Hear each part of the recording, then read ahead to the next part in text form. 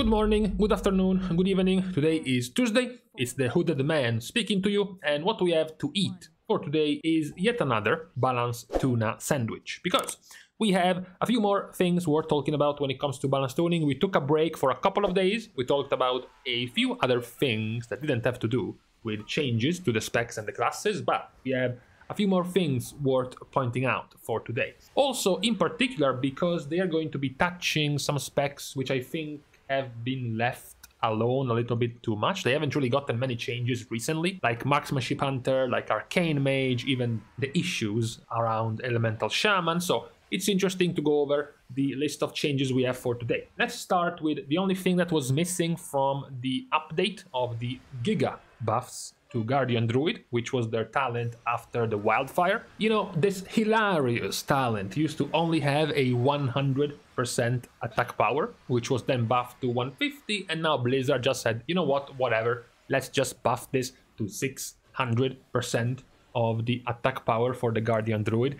Now, this is starting to create some pretty weird situations for Guardian. This is the healing that Guardian Druid has, and it's starting to get quite high, especially because, as you can see here, most of the stuff in there is going to be passive. It's not going to be something you're clicking or something you're playing around, like Nature's Guardian is passive, Leech is passive, After the Wildfire is going to be passive, Earth Warden is based on your trash, so it's passive, happens by itself. Bloody Healing happens with your Maul, so it's also passive. So a large part of your healing you don't even have to worry about. It's just gonna happen by default. You start having something like a Guardian Druid who starts to resemble something like a Blood Death Knight. Except for the fact that Blood Death Knight is much harder to play when it comes to being able to heal yourself properly. You have to take a whole bunch of damage to then heal yourself back up. You have to manage your runic power to be able to make that happen. Whereas, as we just saw, much of the healing by the Guardian Druid is going to be passive. And this one can also help the party because it's a group heal. It's going to be helping overall the health of your party with this proc. Given already how much Guardian Druid is healing itself, this might be a little bit too powerful to buff it all the way up to 600%. Perhaps Blizzard will revisit this change. But let's be done with Guardian. Let's go to a spec we haven't seen in a while, because the spec in question is Marksmanship. Now, interestingly enough, Aim Shot, so one of the core buttons of Marksmanship, gets buffed by 10%. You have Kill Shot, which also gets buffed by 10%, and even Rapid Fire gets buffed by 20%.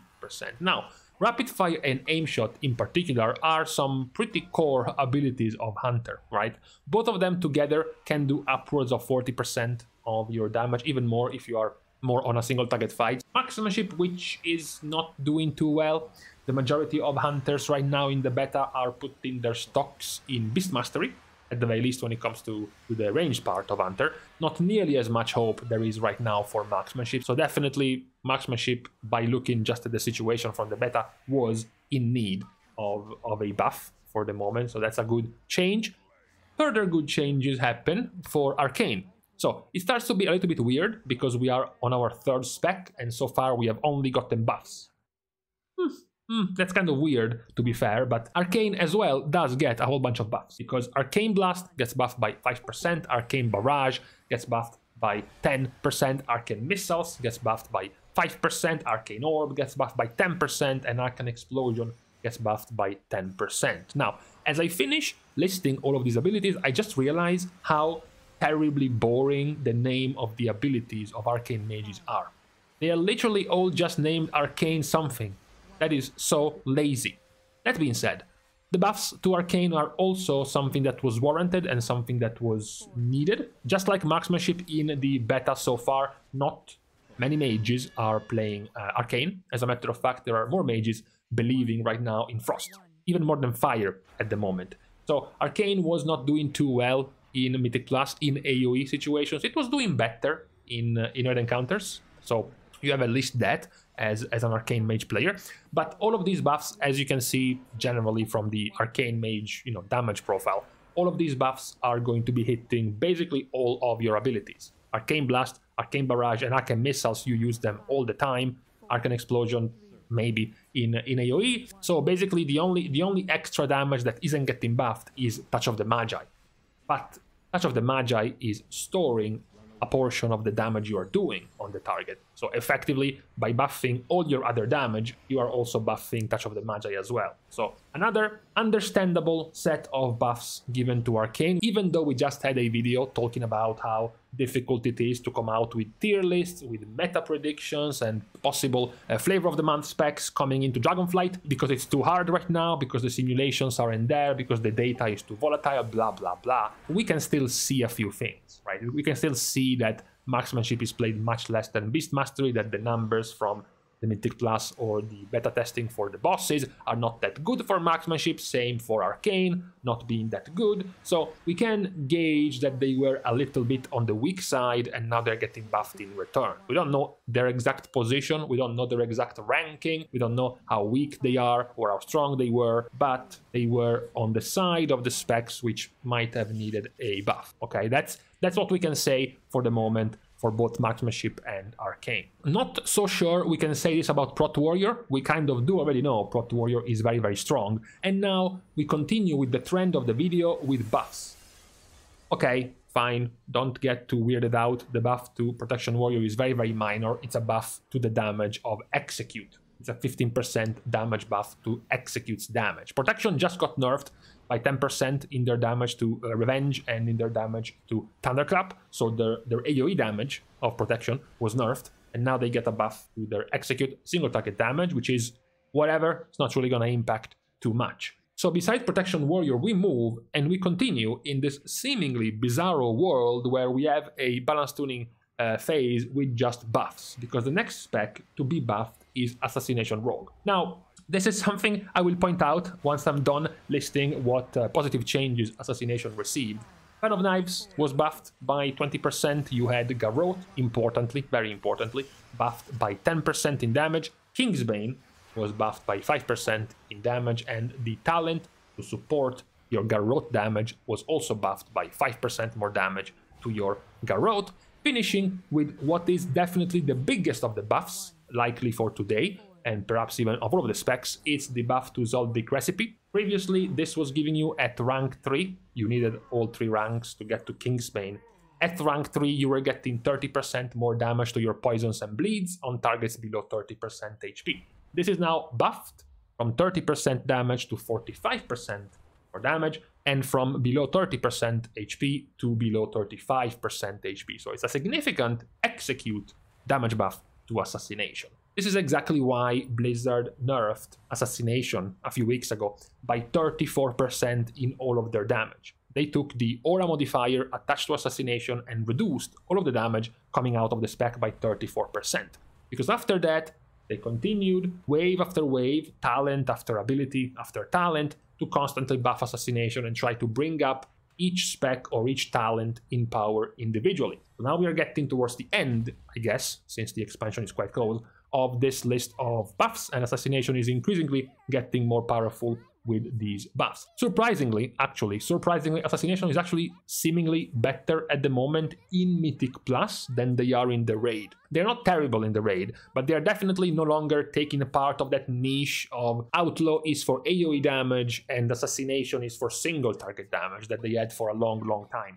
Assassination now is not nearly as formidable in single target anymore, but they have a much more respectable AoE damage, which is perhaps what many players wished for, because that is eventually what makes you good or accepted in Mythic Plus. This is likely because of the mega giga help that Blizzard gave to Assassination in the form of indiscriminate carnage. This button right here is almost single-handedly making Assassination viable in Mythic Plus. The amount of the amount of quick upfront damage you can pull off with this button is massive, so it's a very, very good help for Assassination, and it's interesting that they are continuing to get buffed, in particular now with the Execute damage buff of Zoldyck. That's going to be interesting to see, especially if it's also going to improve their raid damage, which is not nearly as impressive so far. After Assassination, we move to another spec which has lamented some problems in the past, and they still have them. The spec in question is Elemental Shaman. Blizzard has created a big mess with Elemental after they nerfed their earthquake damage by 40%, I believe it was, or 60%, maybe 50, maybe in the middle. And that has basically crippled the spec. They had turned them into an abomination, which can't play the fire side of their talents because they are too weak. They have gotten to a point where Lava Burst is so weak that you don't even want to use it in your rotation. You're basically just spamming Lightning Bolt. And the left side of your tree, the Lightning team of your build, is much, much stronger than the right side, the fire side of your talent tree. So the changes to the Elemental spec are core, aura, modifier changes, nerfing Lightning Bolt, but buffing Lava Burst. So Lightning Bolt is getting nerfed by 8%, while in return, Lava Burst is getting nearly a 30% damage buff, and Flame Shock as well gets a 27% damage buff. This is, I'm assuming, again, in an attempt to make the fire side, the fire part of the tree and of your build and of your spells, like Lava Burst, much more worthwhile using, because right now it's just way too weak. It's way too weak in single target. We're not even talking about AoE. We're not even talking about multi-target. Even in single target, this was too weak to even use. So after the base damage buffs, there are also further buffs to your Lava Burst. One is Primordial Surge, the talent to synergize with more Lava Burst casts after you use Primordial Wave. Now the extra damage of Lava Burst goes from 20 to 25%, and more importantly, the buff, the 50% buff to Rolling Magma. Lava Burst and its overloads reduces the cooldown of Primordial Wave. Previously, it was a pathetic 0.2 seconds per cast or 0.5 seconds at rank 2. Now it's 0.5 and 1 second. So every time you Lava Burst and every time you proc the overload, you get a 1 second cooldown to your Primordial Wave. That is the change given to try to make the fire, the red, the Lava Burst side of your build more valuable, more strong, really, for Elemental. I still have a problem. I still think all of this is useless until you revert the nerfs given to Earthquake. I think that was the main problem to begin with. However, at the very least, they seem to be addressing the single target part and the Lava Burst part of the problems that Elemental has right now. Happiness now for the complaints that happened for about 10 days after the news that Enhancement Shaman was getting nerfed by 25% in all of their damage. This has now been changed. It has been partially reverted because Blizzard is going back to buff Enhancement by 10% in all of their damage. So effectively making the nerf not a 25% damage nerf, but a 15% damage nerf, which is perhaps more understandable, although still not the right way to go at nerfing Enhancement. They should have gone and nerfed the overperforming abilities, the single abilities, rather than the entire kit.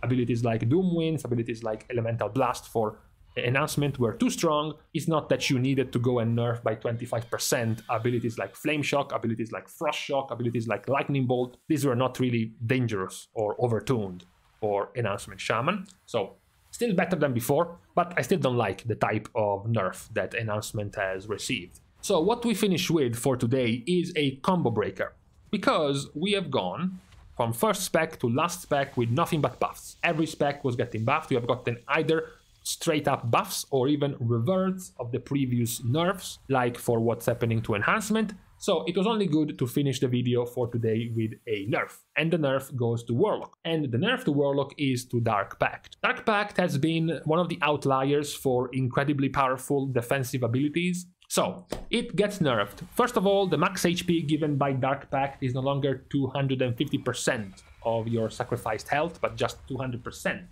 of your sacrificed health. Although perhaps this could have been explained by the fact that Blizzard gave 40% more health to all of the players in Dragonflight. So maybe this was something like a compensation nerf. However, there is a further nerf, because now the scaling that you were getting to your shield based on your spell power has been cut in half. So now you're going to have a weaker base shield, and also the scaling from your spell power will also be 50% weaker than before. That is pretty much the only nerf, the only significant nerf we have for today. So overall, a pretty happy, a pretty positive day, because also the specs that have been touched by buffs were arguably specs that needed them. Arcane, Marksmanship, Elemental were pretty much all specs in need, not really currently looking too bright in the beta. So it's a pretty positive day overall for the underdogs, for the under the radar and underrated specs at the moment that received some decent amount of buffs. So this is what we finished for today, our positive balance tuning for today, mostly around buffs.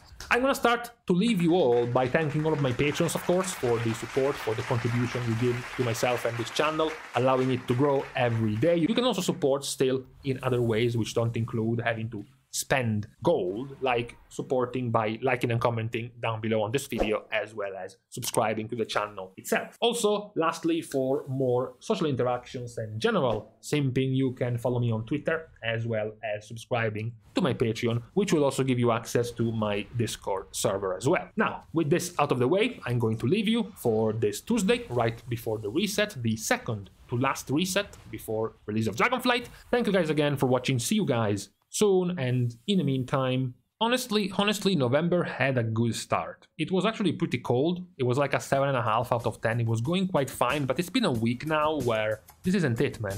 It's not good. It's too warm.